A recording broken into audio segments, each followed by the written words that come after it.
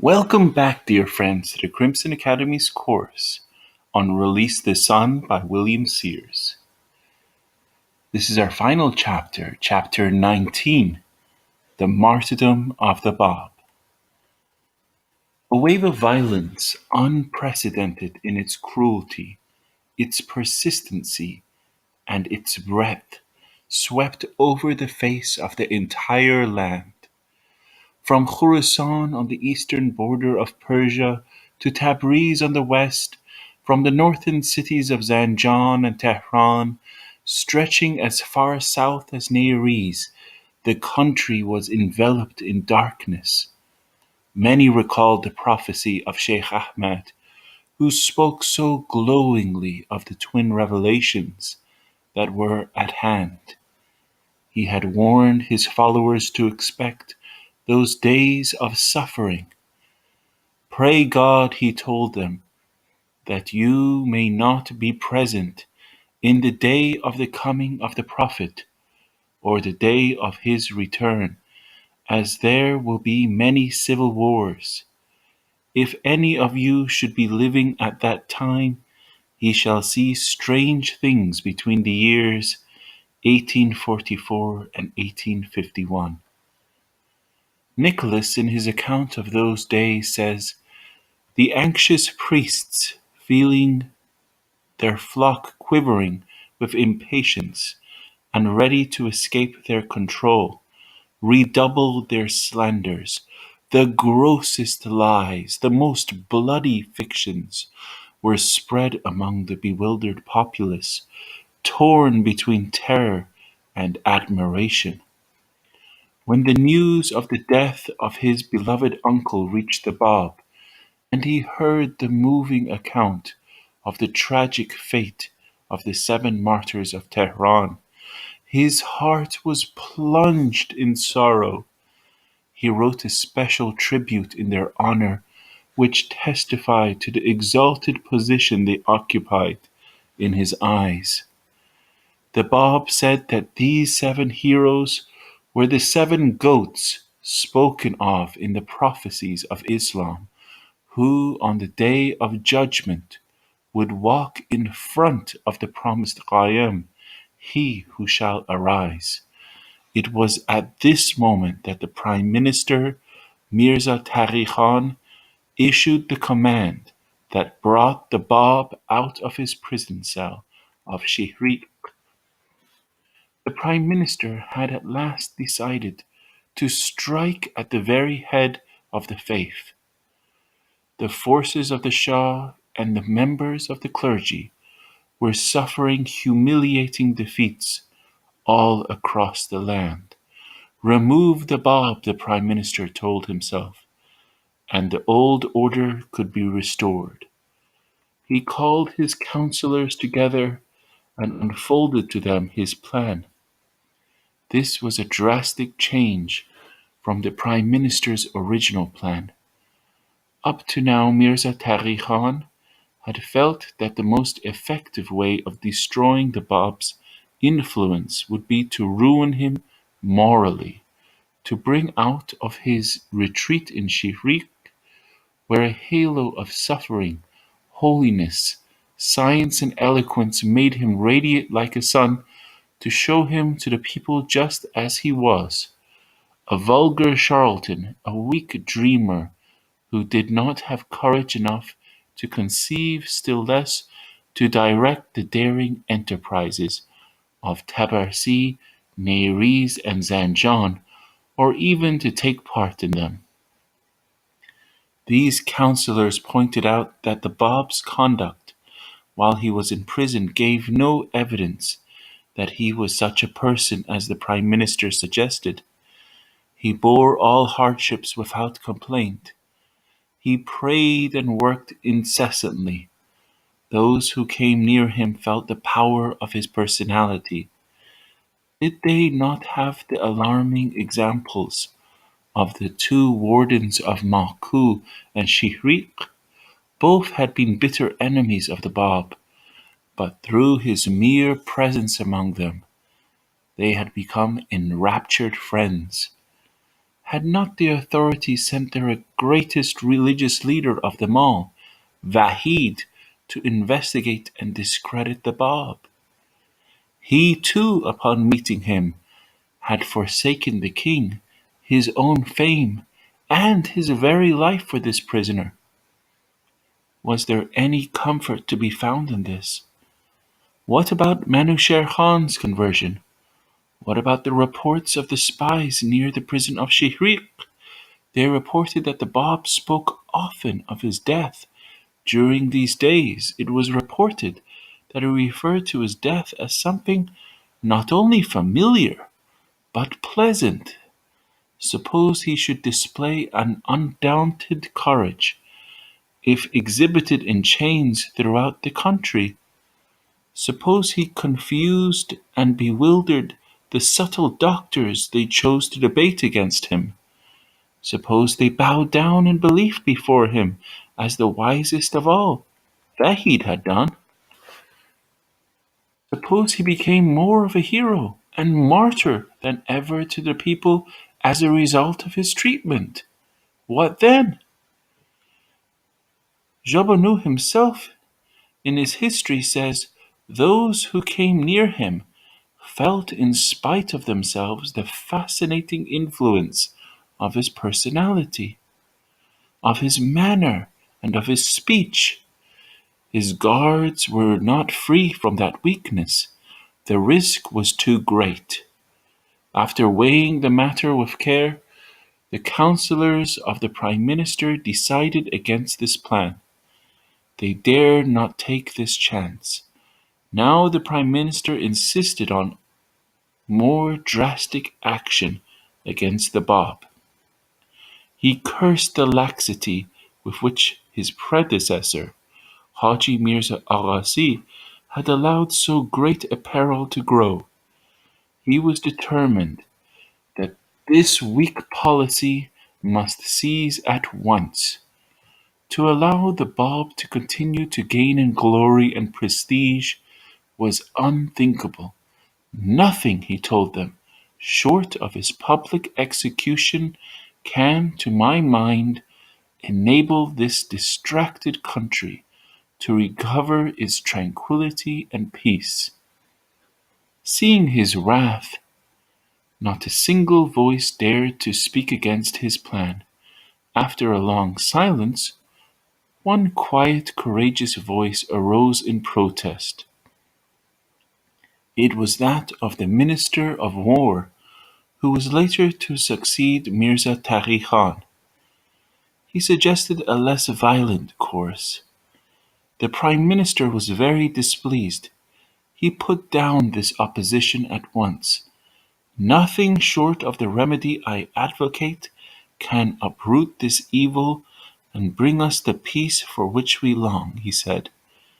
Disregarding the advice of any who disagreed with him, the Prime Minister dispatched an order to the governor of Tabriz commanding that the Bab be brought from Shihriq to Tabriz.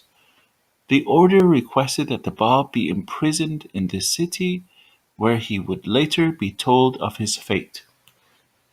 The Prime Minister was afraid to bring the Bab to Tehran for execution lest his presence there set in motion forces which the Prime Minister would be powerless to control.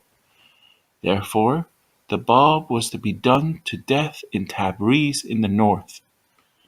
3 days after the Bab was transferred from prison to Tabriz, a second order was sent to the governor. This order instructed him to execute the Bab. He refused. This is a task only for the most ignoble, he said indignantly. Who am I to be called upon to slay an innocent descendant of our own prophet? The Bab was descended from the family of Bani Hashim, which was the family of Muhammad, and through Ismail from Abraham himself, whose seed would inherit the earth.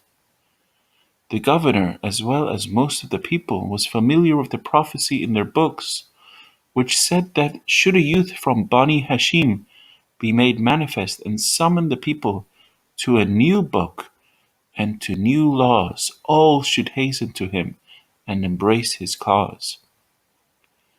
The prime minister was very angry with the governor, but he was determined that nothing should stop the execution. He ordered his own brother, Mirza Hassan Khan, to carry out his orders. The brother tried to inform the governor of these new instructions, but the governor refused to meet him, pretending to be ill. Mirza Hassan Khan then personally took over the plans for the execution. He ordered the immediate transfer of the Bab to a death cell in the city barracks. He had the Bab's turban and sash, the twin emblems of his noble lineage, ripped off. He ordered Sam Khan, the head of the execution regiment, to post 10 special guards outside the door of the Bab's cell. As the Bab was being led through the courtyard to his cell in the barracks, a young boy from Tabriz rushed forward from the crowd. He was but 18 years old. His face was haggard, his feet were bare, his hair disheveled. He forced his way through the mob, ignoring the peril to his own life which such an action involved. He flung himself at the feet of the Bab. "Send me not from thee, O Master," he implored. "Wherever thou goest, suffer me to follow thee." The Bab smiled down upon him and spoke gently. "Muhammad Ali, arise," he told the young man, "and rest assured that you will be with me. Tomorrow you will witness what God hath decreed." Dr. T. K. Cheney writes, "It is no doubt a singular coincidence that both the Bab and Jesus Christ are reported to have addressed these words to a disciple: 'Today thou shalt be with me in paradise.' The youth was arrested and cast into the same cell of the Bab and condemned to death with him. Soon the story of this young man became known to everyone. He had learned of the faith of the Bab when the Bab had first passed through Tabriz on his way to prison at Maku. At once he became an ardent believer. He longed to visit the Bab in his prison and offer his life for the faith. The boy's stepfather was one of the most illustrious citizens of Tabriz. He refused to let the boy leave the city. He feared that his son would shame the family by publicly admitting that he believed in the Bab. So he confined the Bab to his room and put a strict watch over him. The young man began to sicken in this confinement until at length the stepfather became worried. Sheikh Hassan, who was related to the stepfather, had just been sent to Tabriz by the Bab with a number of manuscripts. He gives the following eyewitness account of his meeting with that young man. "Every day I visited him," Sheikh Hassan recalls, "and every day I witnessed the tears of sorrow that rained from his eyes. After the Bab had been scourged and returned to Shihrik, I visited him again. This time I was surprised to note the joy and gladness which had illumined his countenance. His handsome face was wreathed in smiles as he stepped forward to receive me. 'The eyes of my beloved have beheld this face of mine,' he said, 'and these eyes have gazed upon his countenance.' 'Let me tell you the secret of my happiness,' he said.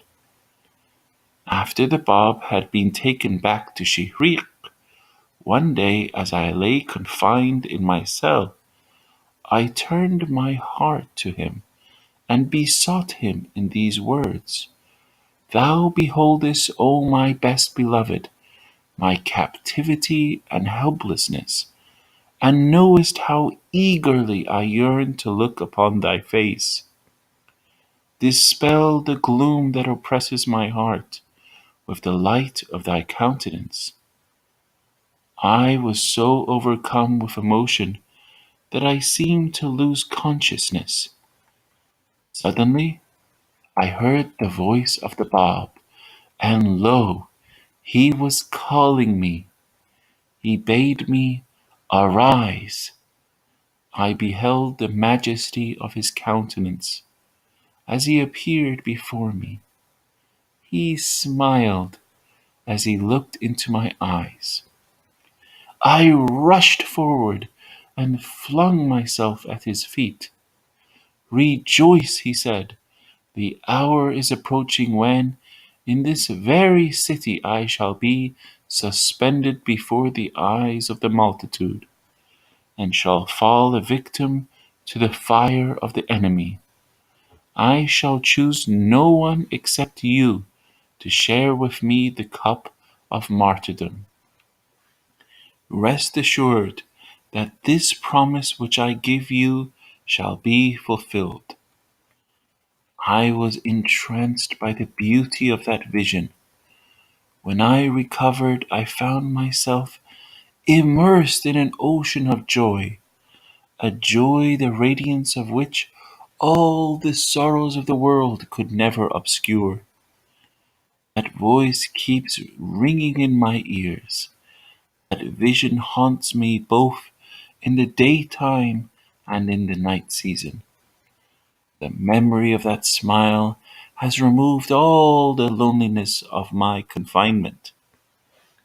I am firmly convinced, the young man told me, that the hour at which his pledge is to be fulfilled can no longer be delayed. I urged him to be patient and to conceal his emotion.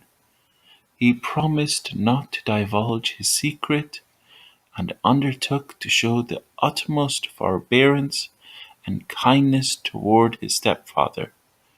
I assured the stepfather of the boy's willingness to obey and succeeded in obtaining his release from his confinement.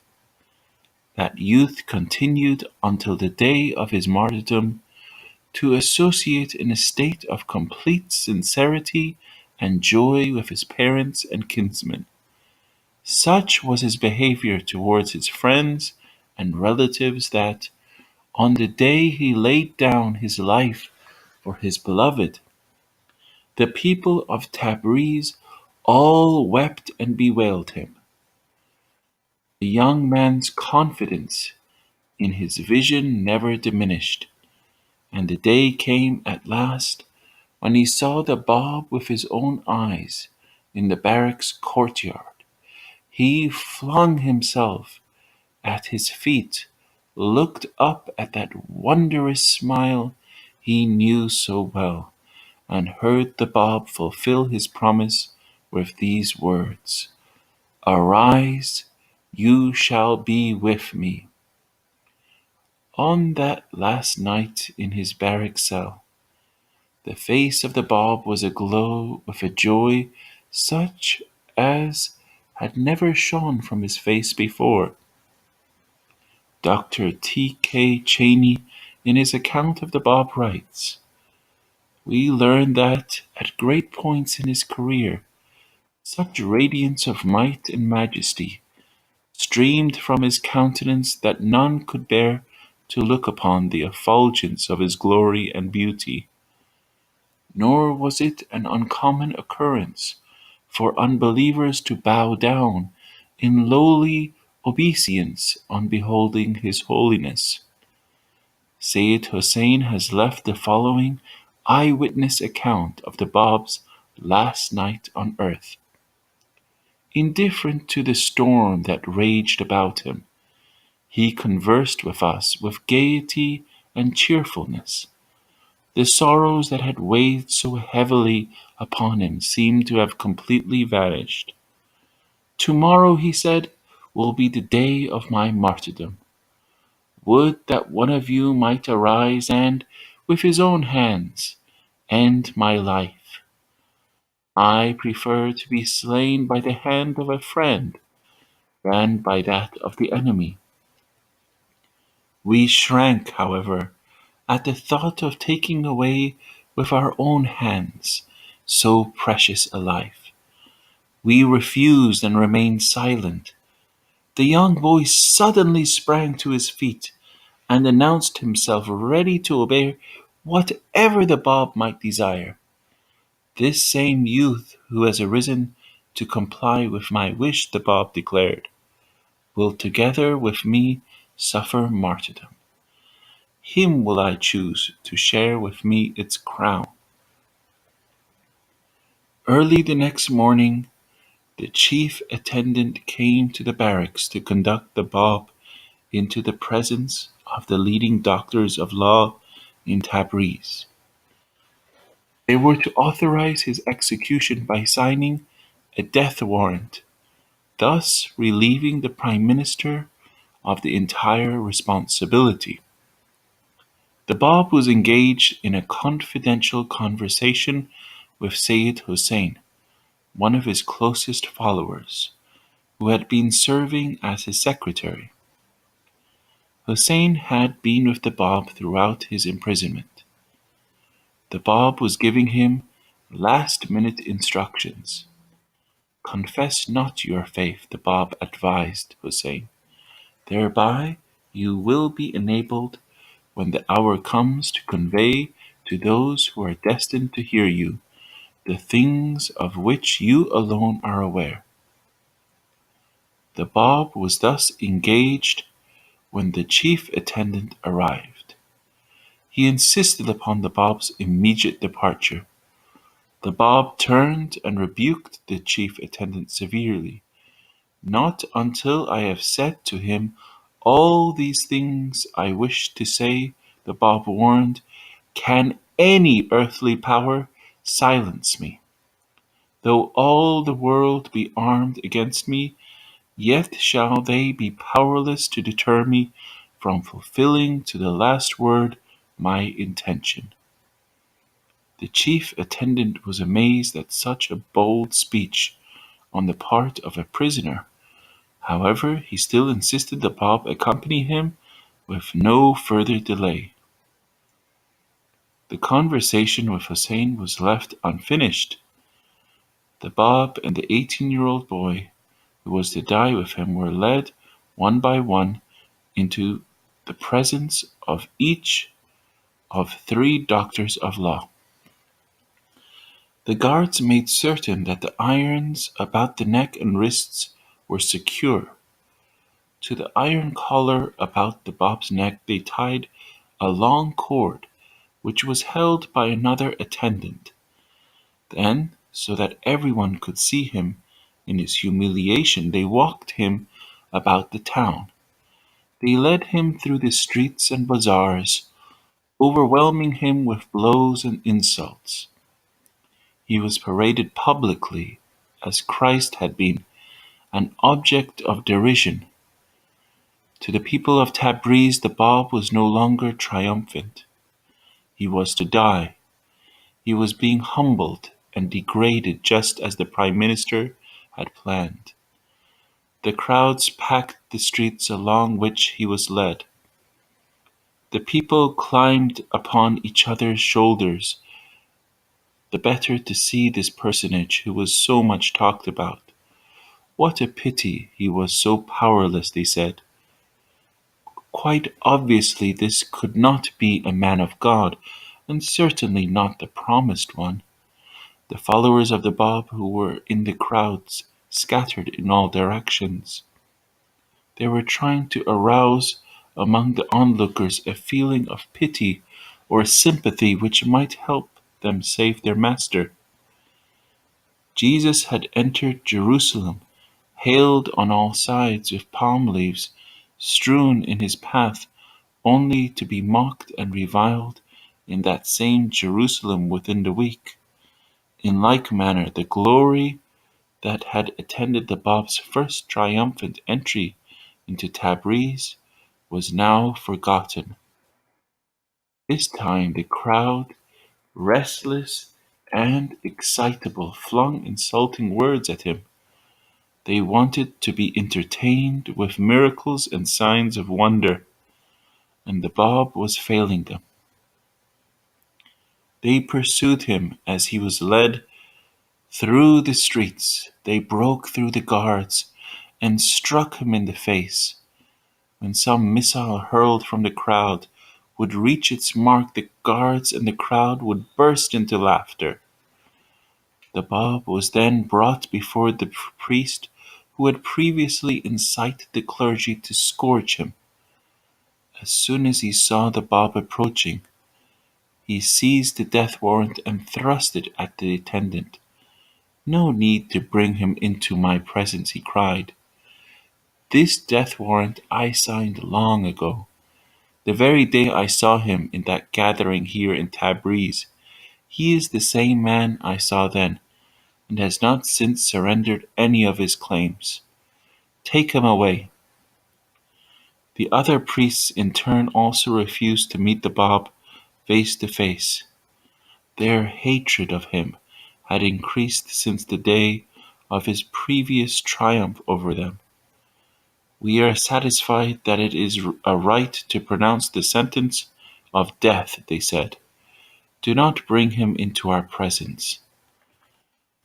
The chief attendant, having obtained the necessary death warrants, delivered the Bab into the hands of Sam Khan, the leader of the regiment that was to execute him. Sam Khan found himself increasingly affected by the behavior of his captive. He had placed a guard of 10 soldiers about the Bab's cell door, and had carefully supervised it himself. Throughout every step he felt an increasing attraction to this unusual prisoner. He was in constant fear that his action in taking such a holy life might bring upon him the wrath of God. Finally, unable to bear this worry any longer, he approached the Bab and spoke to him privately. "I profess the Christian faith," he said, "and entertain no ill will against you. If your cause be the cause of truth, then enable me to free myself from the obligation to shed your blood." The Bab comforted him with these words: "Follow your instructions, and if your intention be sincere, the Almighty is surely able to relieve you from your perplexity." The hour for the execution could not be put off any longer. The crowds had been gathering for some time. They streamed into the public square. They came from all the neighboring villages. Sam Khan ordered his men to drive a nail into the pillar between the doors of the barracks. To the nail they made fast the ropes by which the Bab and his young companion were to be separately suspended.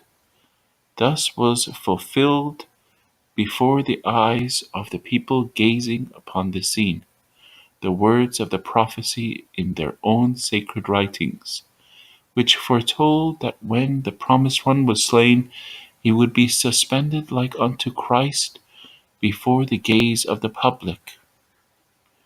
Muhammad Ali begged Sam Khan to allow him to be placed in such a manner that his own body would shield that of the Bab. He was eventually suspended so that his head rested upon the breast of the Bab. The journal Asiatic's account of that event states, "The Bab remained silent. His pale, handsome face, his appearance, and his refined manners, His white, delicate hands, his simple but very neat garments, everything about him awakened sympathy and compassion. About 10,000 people crowded into the public square. They were thronged on the roofs of the adjoining houses as well. All were eager to witness the spectacle, yet each person was willing to change from an enemy into a friend at the least sign of power from the Bab. They were still hungry for drama, and he was disappointing them. Just as the crowd had stood on Golgotha reviling Jesus, wagging their heads and saying, "Save thyself, if thou be the Son of God, come down from the cross," so too did the people of Tabriz mock the Bab and jeer at his seeming impotence. As soon as the Bab and his companion were fastened to the pillar, the regiment of soldiers arranged itself in 3 files, each file having 250 men. The leader of the regiment, Sam Khan, could delay the command no longer. The Bab had told him to do his duty.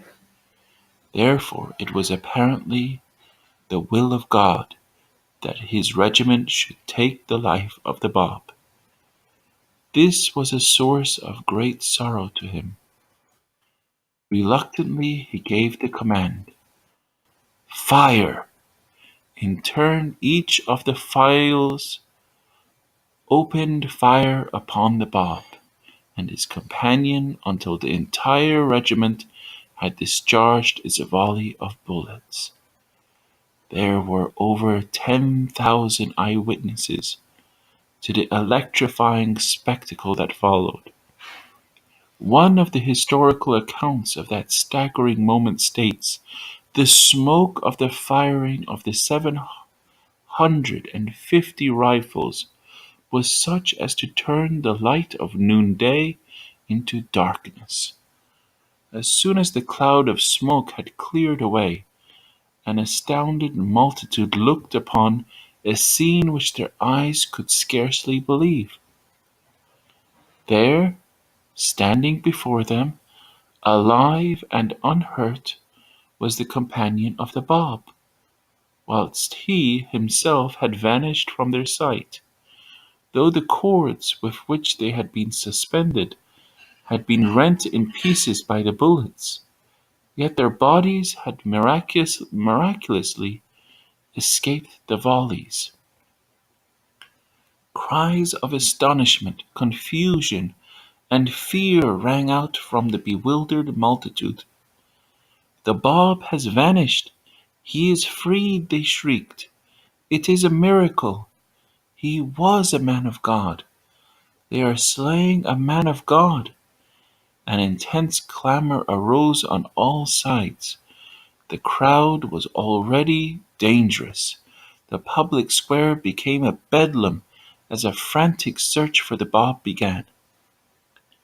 M.C. Huart, a French author who wrote of this episode, says the soldiers, in order to quiet the excitement of the crowd, which, being extremely agitated, was quite ready to believe the claims of a religion which thus demonstrated its truth, showed the cords broken by the bullets, implying that no miracle had really taken place. Look, their actions implied. The 750 musket balls have shattered the ropes into fragments. This is what freed them. It is nothing more than this. It is no miracle. Uproars and shouts continued on all sides. The people still were not certain themselves what really had happened. M.C. Huart, giving his view of that astonishing event, states, "Amazing to believe the bullets had not struck the condemned, but, on the contrary, had broken the bonds, and he was delivered. It was a real miracle. A. L. M. Nicholas also wrote of this episode, saying, "An extraordinary thing happened, unique in the annals of the history of humanity.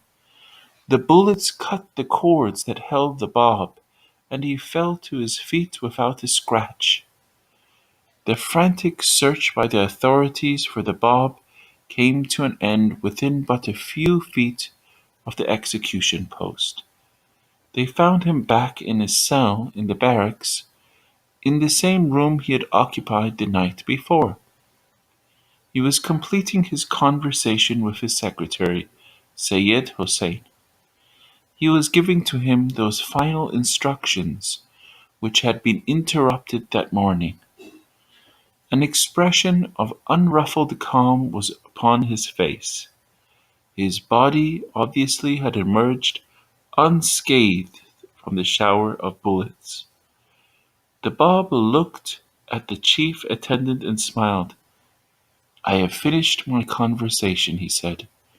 "You may now proceed to fulfill your duty."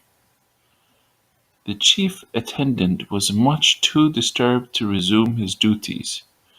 He recalled vividly the words with which the Bab had rebuked him when he had interrupted that conversation. "Though all the world be armed against me, yet shall they be powerless to deter me from fulfilling to the last word my intention." The chief attendant refused to continue with any part of the execution. He left the scene of that barracks cell shaken to the core of his being. He resigned his post and cut himself off from the enemies of the Bab forever. The head of the Christian regiment, Sam Khan, was likewise stunned by what had taken place. He too remembered clearly the words which the Bab had spoken to him. "If your intention be sincere, the Almighty is surely able to relieve you from your perplexity." Sam Khan had given the order to fire, yet the Bab had been freed. Surely the Lord had delivered him from the need to shed the blood of this holy man. He would not go on with the execution. Sam Khan ordered his regiment to leave the barracks square immediately. He told the authorities plainly that he was finished with this unjust act. "I refuse," he said, "ever again to associate myself and my regiment with any act which involves the least injury to the Bab." As he marched his regiment out of the public square, he swore before all of them, "I will never again resume this task, even if it cost me my life." After the departure of Sam Khan and his regiment, a colonel of the bodyguard volunteered to carry out the execution. On that same wall, and to the same nail, the Bab and his companion were lashed a second time. The new firing squad formed in line. As the regiment prepared to fire the final volley, the Bab spoke his last words to the gazing multitude. "Had you believed in me, O wayward generation," he said, "every one of you would have followed the example of this youth who stood in rank above most of you, and willingly would have sacrificed himself in my path. The day will come when you will have recognized me, but that day I shall have ceased to be with you." A dread silence fell over the square. In the ominous hush, the only sound was the metallic click of rifles being ready to fire. The crowd stirred restlessly. The rifles were raised, the command given, and the rifles thundered. The bodies of the Bab and his youthful companion were shattered by the blast. As Jesus had expired on the cross, so that men might be called back to God, so did the Bab breathe his last against a barracks wall in the city of Tabriz, Persia.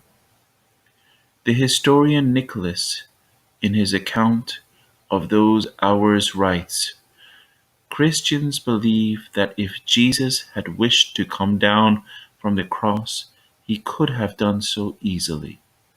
He died of his own free will because it was written that he should, and in order that the prophecies might be fulfilled.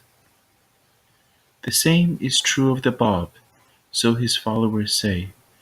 He likewise died voluntarily because his death was to be the salvation of humanity. Who will ever tell us the words that the Bab uttered in the midst of the unprecedented turmoil which broke out? Who will ever know the memories which stirred his noble soul? Christ, in his agony in the Garden of Gethsemane, cried out, Father, if thou be willing, remove this cup from me. Nevertheless, not my will, but thine be done.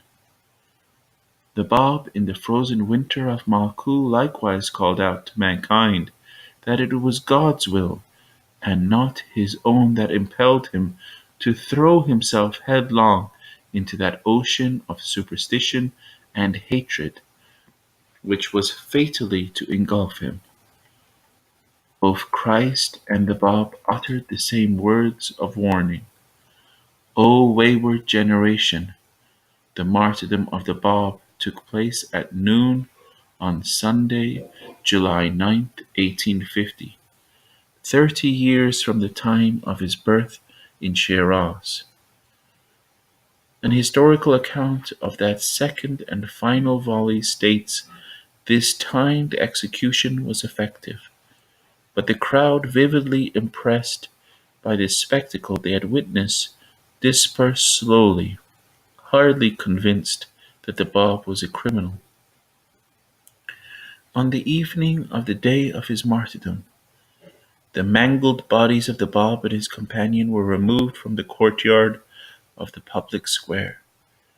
They were thrown at the edge of a moat outside the gate of the city. 4 companions of 10 sentinels each were posted to keep watch in turn over the remains, so that none of his followers might claim them. On the morning following the martyrdom, an official from one of the foreign consulates, accompanied by an artist, went to the moat and ordered that a sketch be made of the remains. Nabil, in his history, gives the words of an eyewitness. It was such a faithful portrait of the Bab. No bullet had struck his forehead, his cheeks, or his lips. I gazed upon a smile which seemed to be still lingering upon his countenance. On the afternoon of the second day, Suleiman Khan, a follower of the Bab, arrived from Tehran.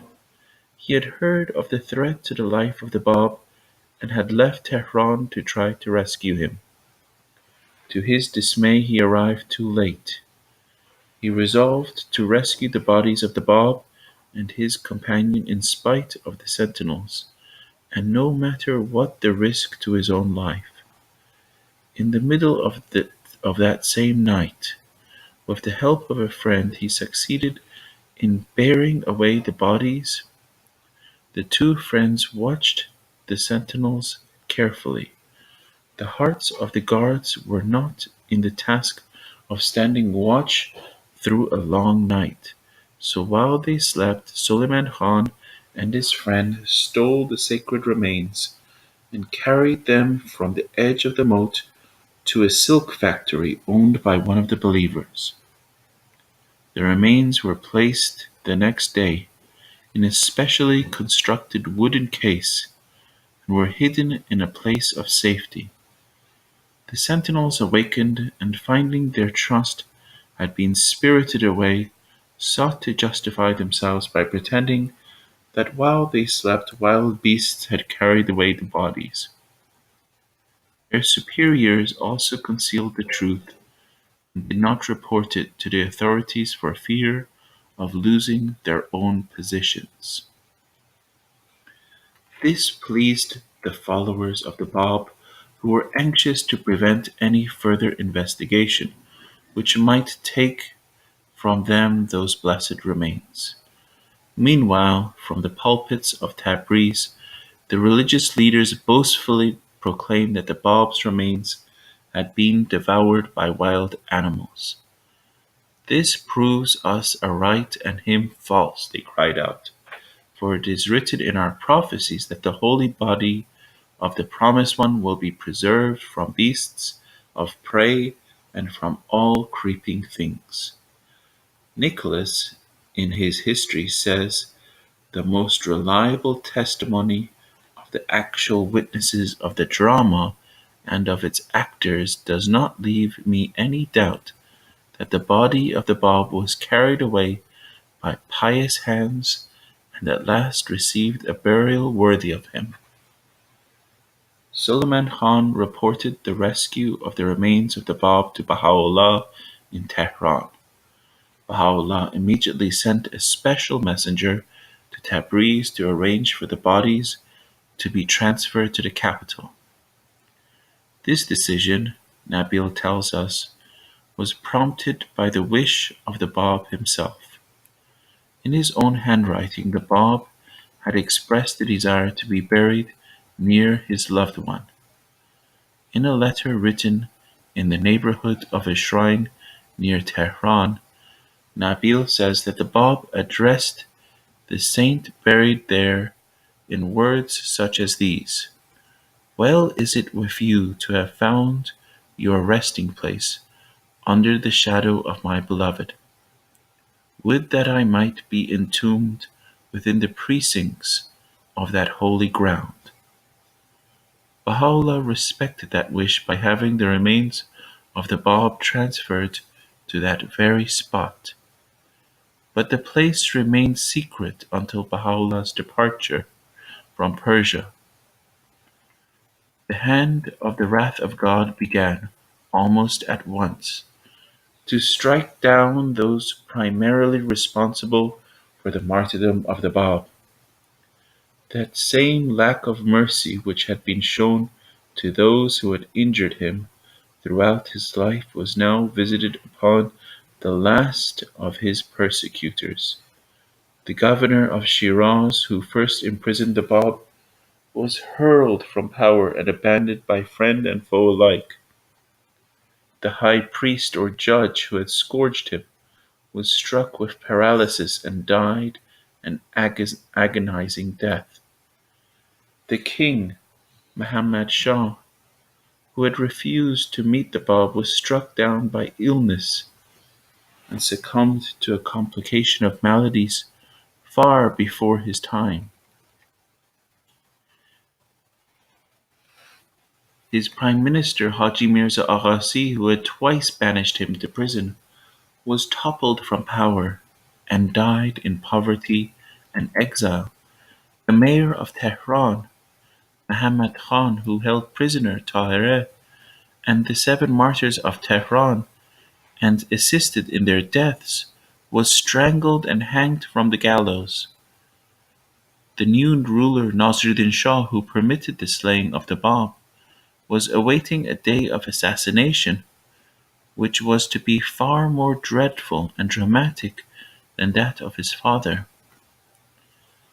The Prime Minister Mirza Taghi Khan, who ordered the Bab's execution and who encouraged the wholesale slaughter of so many of his followers, was seized in the grip of this same relentless, punishing retribution.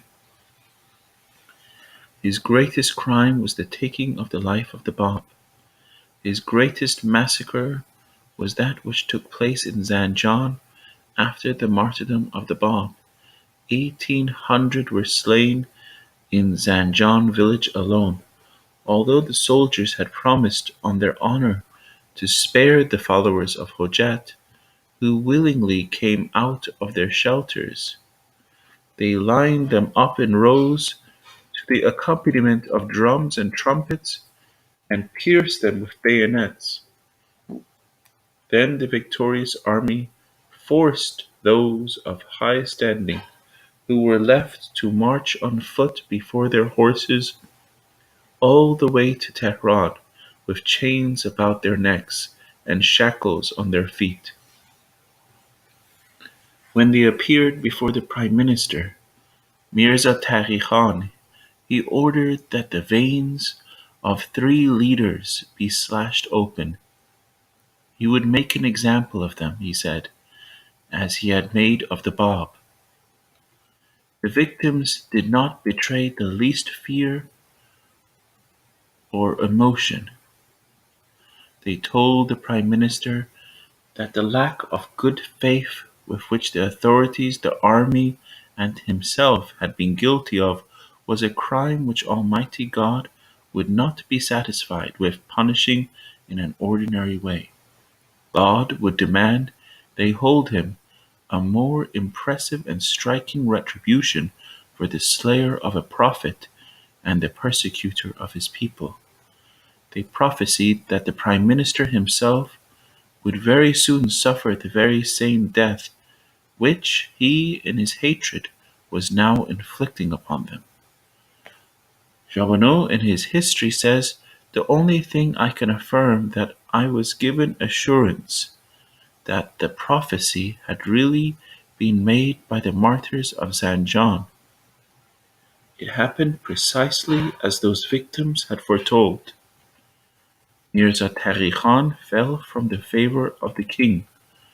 Court intrigue and greed combined to complete his downfall.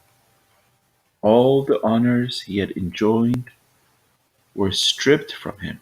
He had to flee in disgrace from the capital. Wherever he went, he was pursued by royal hatred. Finally, the hand of revenge caught up with him. The former Prime Minister's veins were slashed open. His blood stains the wall of that bath of the palace of Fin to this very day, a witness to the atrocities his own hands had wrought. The wave of retributive justice was still not at an end. Mirza Hassan Khan, the Prime Minister's brother who carried out the execution of the Bab, was subjected to a dreadful punishment. No one who would come to his aid. In despair he succumbed and died. The commander of the regiment that volunteered to replace that of Sam Khan lost his life during the bombardment of Mohamera by the British. The regiment itself came to a dreadful end in spite of the unaccountable failure of Sam Khan and his soldiers to destroy the life of the Bab. This regiment was willing to renew the attempt and eventually riddle his body with bullets. 250 of its members that same year with their officers were crushed by a terrible earthquake. They were resting on a hot summer's day under the shadow of a wall between Tabriz and Ardabil. The structure suddenly collapsed and fell upon them, leaving not one survivor. The remaining 500 members of the regiment suffered an ever more dramatic fate. They were executed by a firing squad. Thus they met the same identical fate as that which their hands had inflicted upon the Bab. 3 years after his martyrdom, that regiment mutinied. The authorities ordered that all of its members should be mercilessly shot. Significantly, there was not only one volley, but as in the case of the Bab, A second volley was fired to make sure that none survived. Then their bodies were pierced with spears and lances. Their remains were left exposed to the gaze of the public, as had been the bodies of the Bab and his companion. This event caused much concern and whispering in Tabriz. Is this not the regiment that destroyed the Bab? The people asked each other. They have they have been overtaken by the same fate. Could it be the vengeance of God that has now brought the whole regiment to so dishonorable an end? When the leading lawyers overheard these misgivings and doubts, they were alarmed.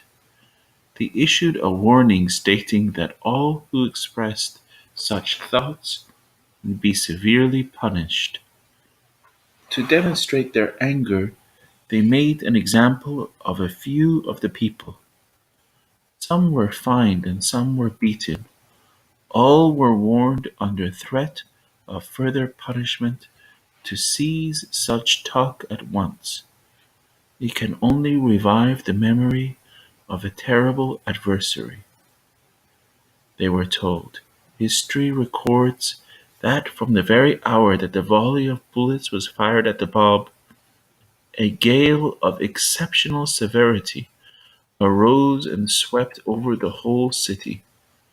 A whirlwind of dust of incredible density obscured the light of the sun and blinded the eyes of the people.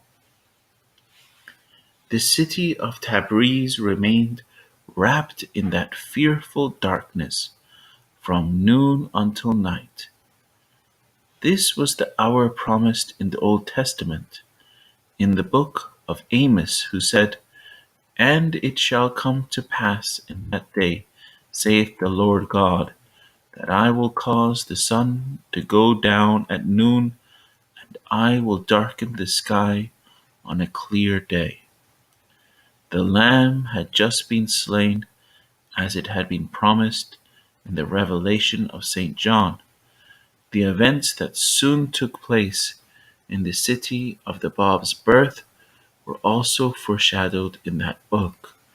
And in the same hour there was a great earthquake, and the 10th part of the city fell, and in the earthquake were were slain men 7,000. A written account of the period following the execution of the Bab states, this earthquake occurred in Shiraz after the martyrdom of the Bab. The city was in turmoil, and many people were destroyed. Great agitation also took place through diseases, cholera, dearth, scarcity, famine, and afflictions, the like of which had never been known. The prophecies and promises of Christ were fulfilled with the coming of the Bab. Although the religious leaders turned to them a blind eye and a deaf ear, these religious authorities, as testified to by the introduction to be the most authentic history of the Bab, confidently expected that the promised advent would not substitute a new and richer revelation for the old, but would endorse and fortify the system of which they were the functionaries. It would enhance incalculably their personal prestige, would extend their authority far and wide among the nations, and would win for them the reluctant but abject homage of mankind. When the Bab proclaimed a new code of religious law, and by precept and example instituted a profound moral and spiritual reform, the priests immediately scented moral danger.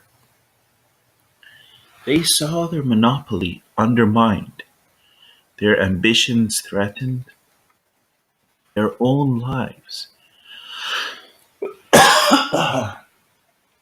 and conduct put to shame.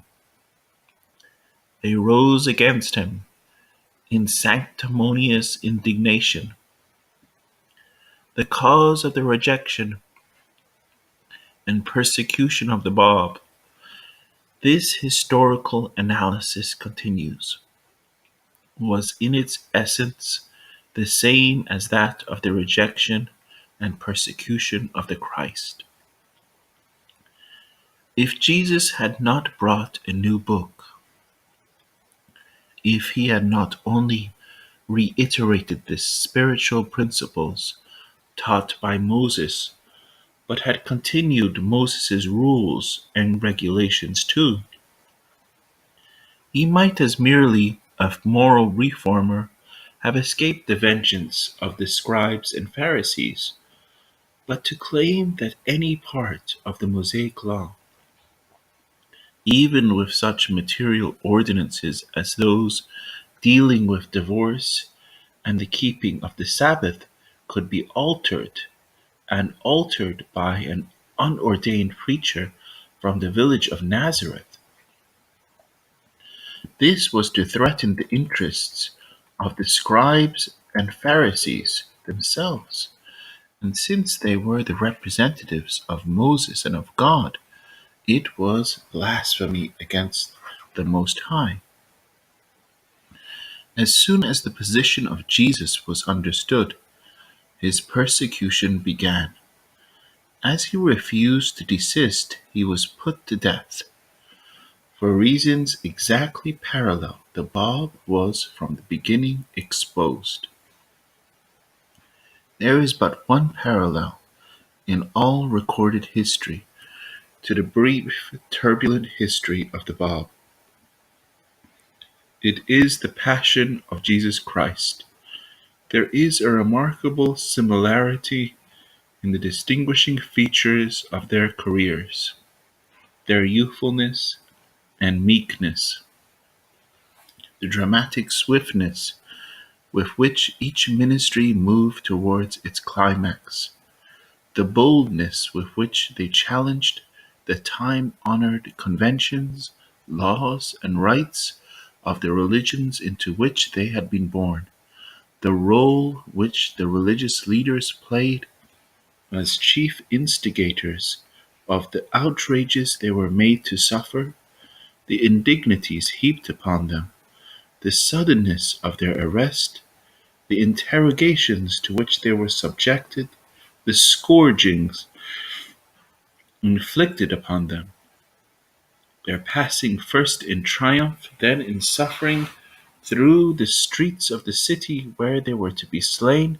their public parade through the streets on the way to the place of martyrdom, their words of hope and promise to a companion who was also to die with them, the darkness that enveloped the land in the hour of their martyrdom, and finally their ignominious suspension before the gaze of a hostile multitude.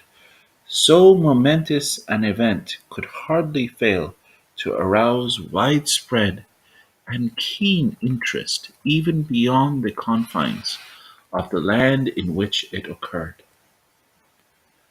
One particularly moving document on the Bab points out, this illustrious soul arose with such power that he shook the supports of the religion of the morals, the conditions, the habits, and the customs of Persia, and instituted new rules, new laws, and a new religion. Though the great personages of state, nearly all of the clergy and the public men, arose to destroy and annihilate him, he alone withstood them and moved the whole of Persia. Many persons from all parts of the world, one writer states, set out for Persia and began to investigate wholeheartedly the matter.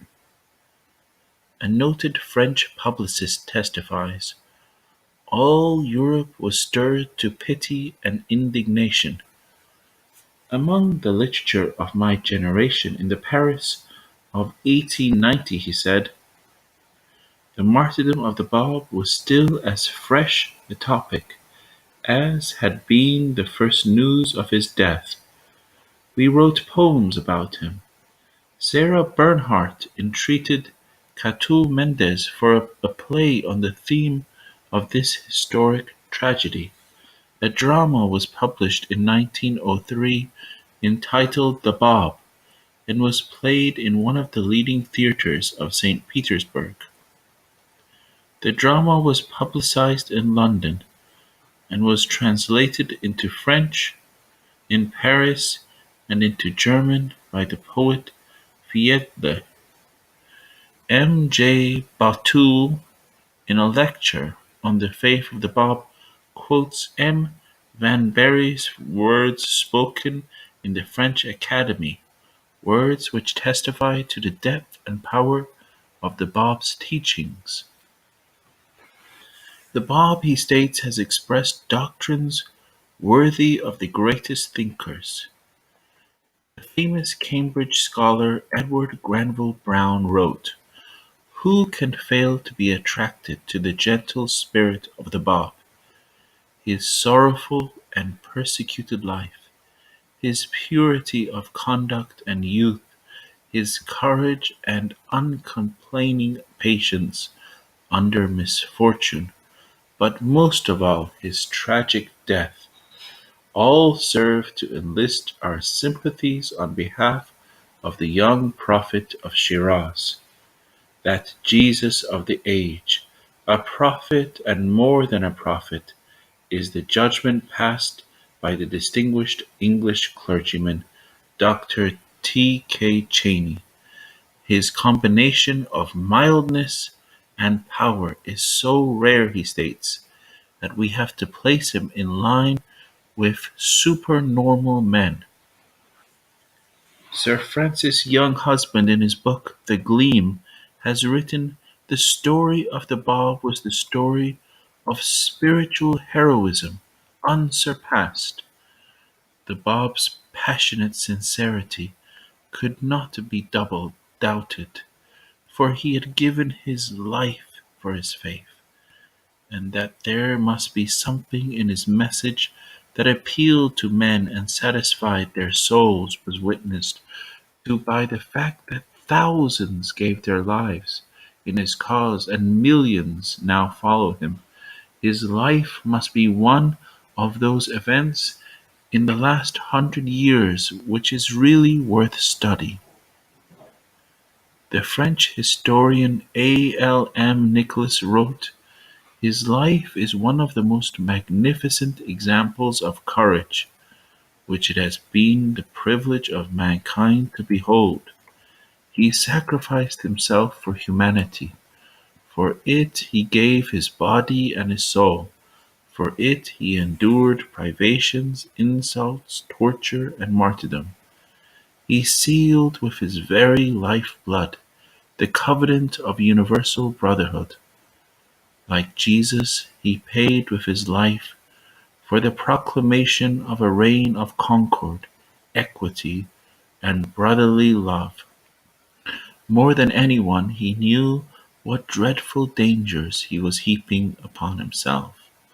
All but all these considerations could not weaken his resolve.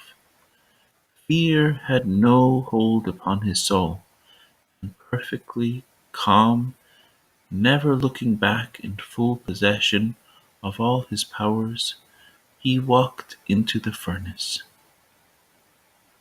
At last the clergy and the state prided themselves on having crushed the life from the cause. They had battled so long. The Bab was so much more. His chief disciples were destroyed. The mass of his followers throughout the land had been beaten, exhausted, and silenced. The king and the prime minister rejoiced. If they were to believe their counselors, they would never hear of the Bab again. His faith was swiftly receding into oblivion, and the wings of death were hovering over it. The combined forces which had engulfed it on every side had at last put out the light which the young Prince of Glory had kindled in his land. Yet, at that very moment in a suburb of the capital, Baha'u'llah was receiving a visitor, a friend who was soon to be the new Prime Minister. He told Baha'u'llah the Bab has been slain. He has been put to death in Tabriz. It is all over. At last the fire which I feared might engulf and destroy you has been extinguished, Baha'u'llah replied. Baha'u'llah replied, if this be true, you can be certain that the flame that has been kindled will by this very act blaze forth more fiercely than ever, and will set up a conflagration such as the combined forces of the statesmen of this realm will be powerless to quench. Jabanu echoes the statement, recording in his history that instead of appeasing the flames, it had fanned them into greater violence. Judged by the standards of the world, the life of Christ had been a catastrophic failure.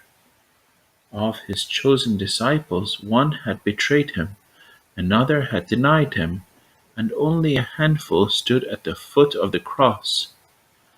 Centuries were to pass before the world ever heard of his name. Judged by the standards of the same world, the life of the ill-fated youth of Shiraz appeared to be one of the saddest and most fruitless in history. The work he had so gloriously conceived and so heroically undertaken seemed to have ended in a colossal disaster. Swift as a meteor, that short heroic career had flashed across the skies of Persia. Now death had plunged it into the darkness of despair. This was but the last in the series of heartbreaks which had beset his path from the beginning. At the very onset of his career, the Bab went to Mecca, the heart of Islam, to proclaim publicly his mission. He was treated to icy indifference. He planned to return to the city of Karbala and establish his cause. His arrest prevented it. The program he outlined for his chosen disciples was for the most part unfulfilled. The moderation he urged them to observe was forgotten in the first rush of enthusiasm that seized the early pioneers of his faith. His only chance of meeting the king was dashed to the ground by the prime minister. His ablest disciples were struck down, one after the other. The flower of his followers was slain in ruthless carnage all across the land. Then followed his own martyrdom. All these events, on the surface so humiliating, would seem to have marked the lowest depths to which his cause had fallen. They seemed to threaten the virtual extinction of all his hopes. Yet burning like a flame through the darkness of all these setbacks and suffering was the Bab's constant promise that before the year 9 would pass, the promised one of all religions would appear. There was never a moment of doubt in his teaching. He was only the herald of a greater one to come. He knew that the seed had been firmly planted in the fields and meadows of human hearts. He was the dawn. The sun was yet to come. Of all those great figures who loved him so dearly, not one soul was left alive save Baha'u'llah, who, with his family and a handful of devoted followers, was driven destitute into exile and prison in a foreign land. He was banished from place to place until he reached the mountain of God in Israel, the Holy Land. Baha'u'llah was exiled, a prisoner to the fortress situated upon the plain of Akka, and the startling words of the prophecy given several hundred years before about the last days of the twin messengers were literally fulfilled. All of them, the companions of the herald, shall be slain except one who shall reach the plain of Akka, the banquet hall of God. Although the faith of God had been crushed into the ground at an early age and rudely trampled upon, this very process would bring about its germination, buried in the earth, warmed by the blood of its martyrs. His faith would blossom out in glory at a later date with the brightness of the sun and would fulfill prophecy with the exactness of the stars. The dawn would give way to the sun, and the era promised to the earth since the beginning of the time. The day of the one fold and one shepherd would be ushered in by the sacrifice of that gentle youth from Shiraz, the Bab, the gate of God.